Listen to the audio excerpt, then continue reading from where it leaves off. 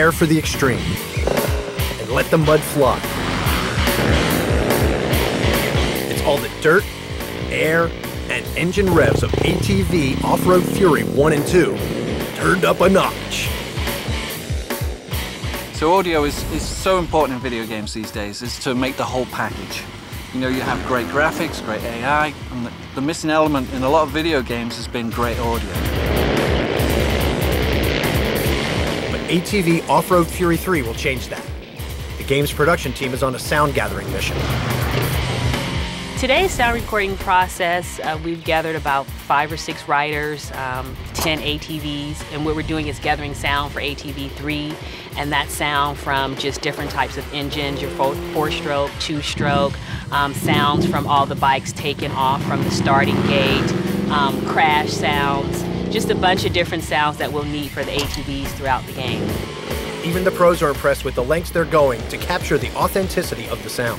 I've seen so many types of illustrations of ATVs and motorcycles depicted on video games, and you have a 2-stroke sound with a 4-stroke bike, and vice versa. You have an open bore bike or a larger displacement bike, sound mixed with a little 80cc bike, and it just takes away all the genuineness of the game. Without the audio there, you're missing half the experience. It's that part that draws you into playing the game. To achieve this level of acoustic realism requires more than just a day at the track with a mic. To attain sounds in this game, we've developed a new piece of software that's internal called a crossfader, and it allows us to crossfade between various levels of engine. Recorded pretty good. In the old days, we had one sound, and it was either played fast or slow.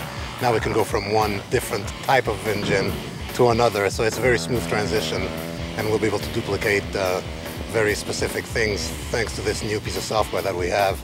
Well, the biggest obstacle in the past has been memory space, and trying to get a realistic sound with a very small amount of space has always been a problem. But now, because of the crossfade tool, we're able to create a lot more variety in the engines with very small loops, thus allowing us to have, we plan on having 6 to 8 motorcycle sounds that are unique at all times during the game. The upcoming title aims for enhanced realism on all levels, and to achieve that, they've enlisted the sport's top guns. What makes the game more real? Well, one of the things is that we're coming out here talking to pro riders. We're getting much more of a feel of what happens in real life. You know, it's something to be said to have guys that really ride, that are really out at the track on a week-by-week basis, and really get to travel around and hang out with all the top pro riders. You know, instead of just some guy sitting behind a desk with a computer that has no clue about the game. So it's something that it gives it a lot of street cred, per se, or I guess dirt cred maybe, being that we're out at a motocross track. I create the tracks for the title. I'm conducting interviews with the riders themselves and trying to get inside their head and try to get the actual gameplay experience of what it's like. We want to see the authenticity there rather than just show 3 or 4 different color bikes, actually show what the bikes do, how they work up and over the jumps, get the same type of action on that game and emulate what a bike really does out there. It makes it tremendously more believable for the people who have experience, and for those who don't have that much experience, they're going to be able to get the feeling of what it's like to actually be out on the track.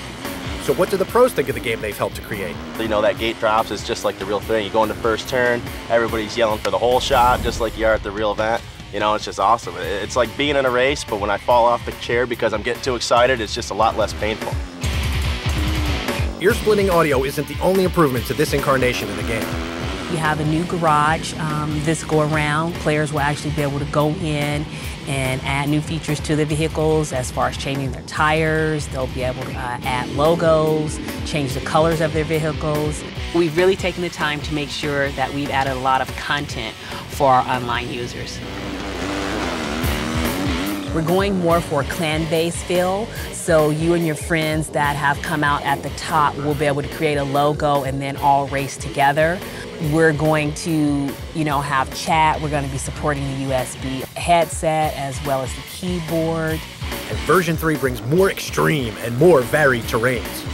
If it's snow, we look at the actual the way an ATV should handle on that type of terrain, whether or not it's icy or if it's snow and your wheels may sink into that environment.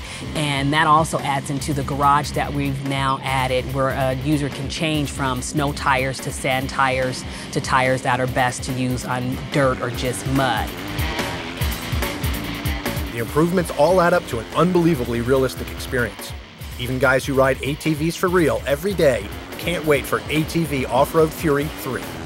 The jumping, going to the turn so hard, all the big whoops coming out and everything, the timing sections, it's great. I mean, it's so realistic, and we know this one's going to be so much better. That's the thing with ATV Fury 3, is we know it's just going to be bad. You know, here with that, working at the tracks, we got all the best bikes out here. It's going to be second to none.